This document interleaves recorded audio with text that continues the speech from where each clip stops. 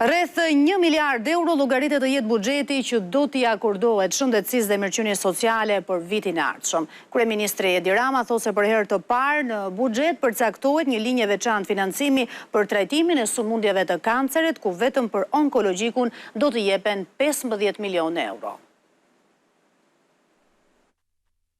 Ministria e Financave ka parashikuar që buxheti për shëndetësinë dhe mbrojtjen sociale për vitin e ardhshëm të jetë rreth 1 miliard euro, që llogaritet në 4% të prodhimit të brendshëm bruto. Kryeministri në një komunikim në rrjetet sociale veçon buxhetin që i është dedikuar trajtimit të sëmundjeve tumorale, që për herë të parë këtë vit do të ketë një zë të veçantë në shpenzimet buxhetore. Duke futur 15 milion euro ekstra në shërbim të pacientëve të onkologjikut. Për herë të parë, shërbimi i rikonstruksionit të gjirit për gratë dhe vajzat që kalojnë kancerin do të jepet i plot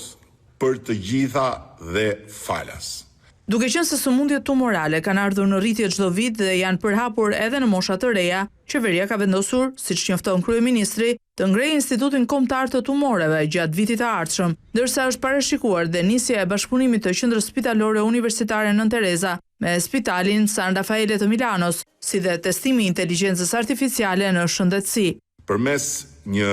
kompanie të përbashkët që shteti shqiptar po krijon me një prej ekselencave të inteligjencës artificiale në shëndetësinë europiane, duke hapur shtigjet e reja të diagnostikimit me imazhe,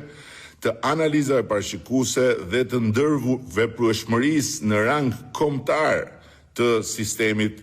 shëndetësor digjital. Gjatë 2026-s në buxhet janë parashikuar investime për disa spitale të reja, si dhe indeksimi i pagave dhe llogaritja e vjetërsisë në punë për mjek, infermier, farmacist, teknik dhe laborant, çka sipas kryeministrit i jep një mesazh shumë të qartë gjeneratës së re të mjekëve që nuk duhet shohin të ardhmen profesionale jashtë vendit.